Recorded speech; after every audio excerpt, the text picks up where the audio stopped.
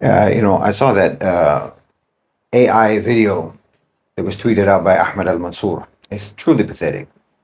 I mean, this is why it's important to actually understand the world, understand the way things work in the world, understand what happens and why things happen and how they happen in reality. Don't simply believe narratives. Because look, what happened in Syria was essentially a consensus decision by the Ahl al-Hal wal-Aqd. Bashar was not toppled by rebels. He was not overthrown. His regime was not brought to its knees by revolution. The power players, the powers with influence over Syrian affairs, Russia, Turkey, Iran, Saudi Arabia, they reached an agreement to remove him. That's how transfers of power are supposed to work in Islam, and that's what happened.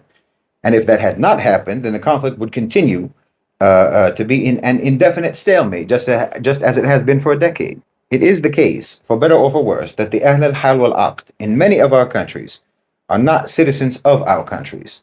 They are external powers. That's just the way it is. Our countries, most of them, are within the spheres of influence of stronger, bigger, richer states. Not all of them, but many of them.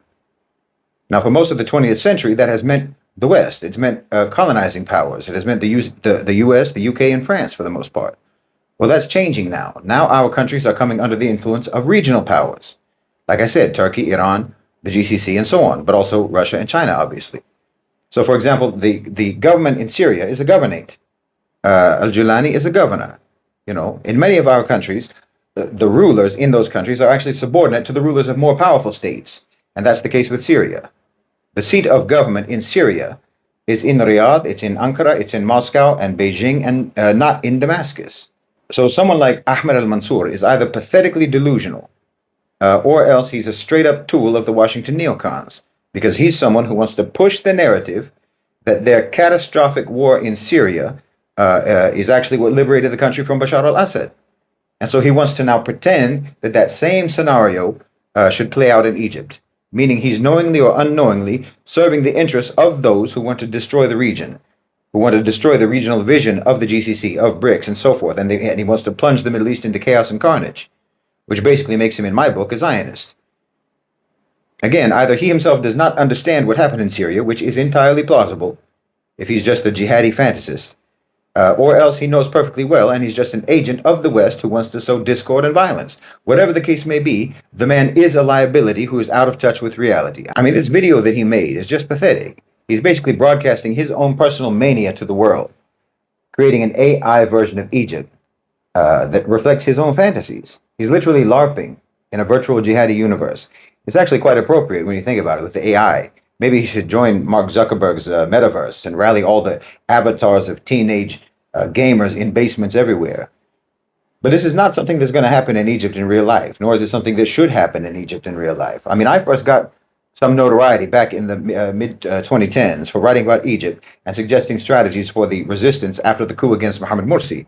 But anyone who actually paid attention to what I was saying knew that nothing I ever suggested involved targeting the government.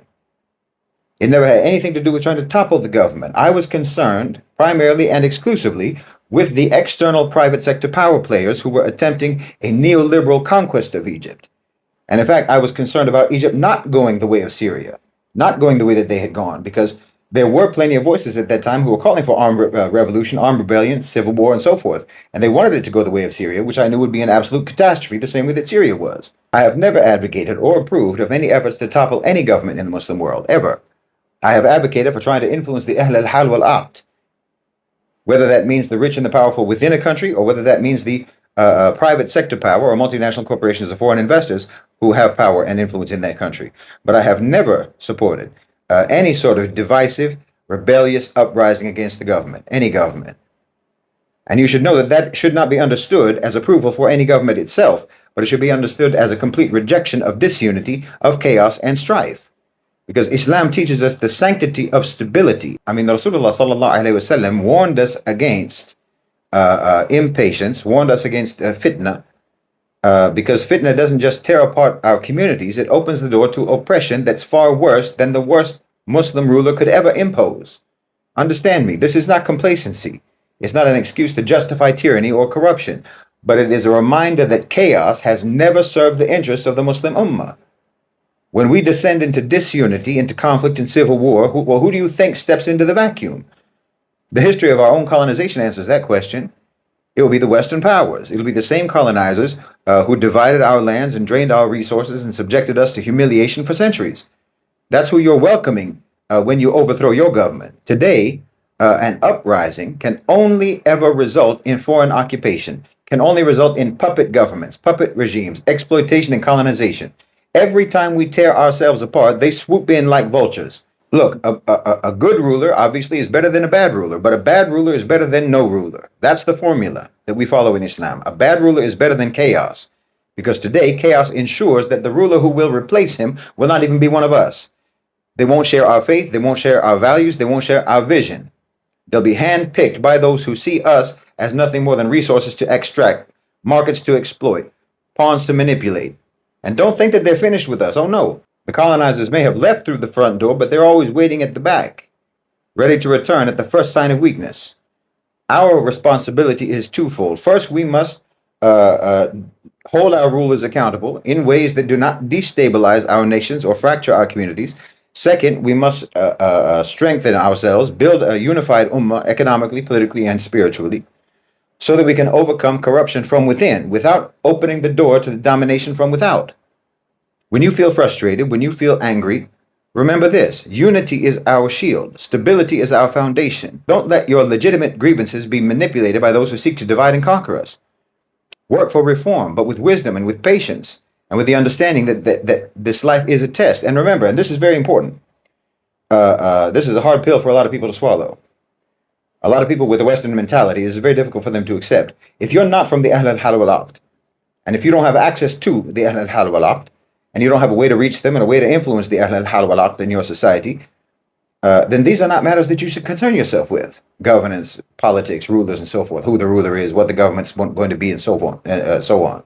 This is not your affair. Like I said, I know a lot of people will object to this because democracy, because you've had it implanted into your minds that government is supposed to be of, for, and by the people, and anyone and everyone is supposed to involve themselves in politics. Anyone and everyone is supposed to involve themselves in matters of governance. But this is just an illusion that you believe in. Even your own Western societies don't actually run this way. These matters are run by the Ahl al-Hal wal-Aqd in the West just as much as they're run by the Ahl al-Hal wal-Aqd in the Muslim world or anywhere else. And we all know why. We all actually know why government can be for the people, but it cannot realistically be of and by the people. We know why, because we know people. And that's why we don't insist on this notion in other areas. We don't insist on this in a company, for example. No one in their right mind thinks that an entry-level employee in the mailroom is qualified to run a multinational corporation. And we all accept that mailroom employee has no say whatsoever in executive business decisions. But somehow we like to imagine that states are supposed to operate in that manner. Well, they don't, and it would be lunacy if they did. So, like, if that mailroom employee works his or her way up to an executive position and then has a say, well, the same goes for matters of government. If you're serious about wanting to change things, if you want things to be this way or that way, or you think policies should be such and such, well, you're supposed to work your way up into having a position of influence.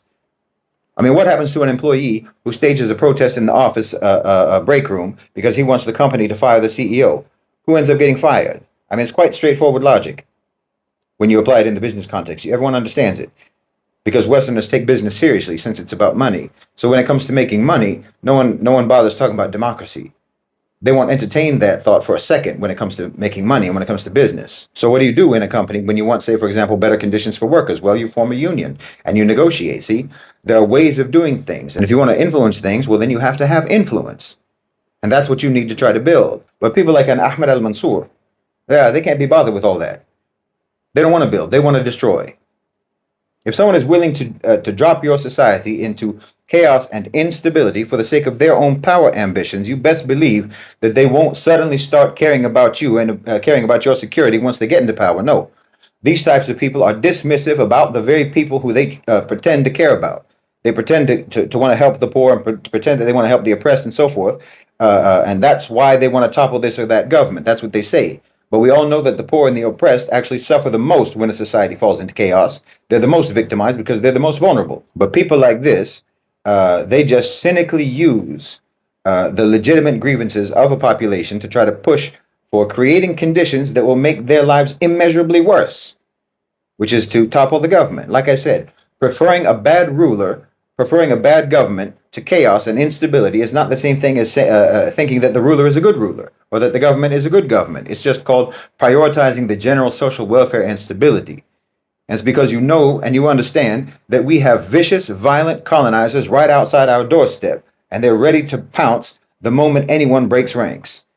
The Muslim world is rising, but it will not rise on the back of chaos. It will rise when we stand together, when we stand firm, and when we refuse to let outsiders dictate our future. And that's exactly what will happen if we turn on each other and drop our societies into strife and discord. So yes, I will stand with any Muslim ruler if it means standing against the kuffar. I will stand with any Muslim government if it means standing against colonizing occupiers. And that's exactly what it does mean today. That's what real solidarity means. That's what real unity means. Everyone talks about that the Muslims should be united. Well, this is what it means. I mean, I don't know. People have gotten so used to being in online echo chambers that they've lost this whole concept of standing with people, even when they're not perfect, even when they do things that you dislike, or even when they do things that you disapprove of, or they have opinions that you don't agree with.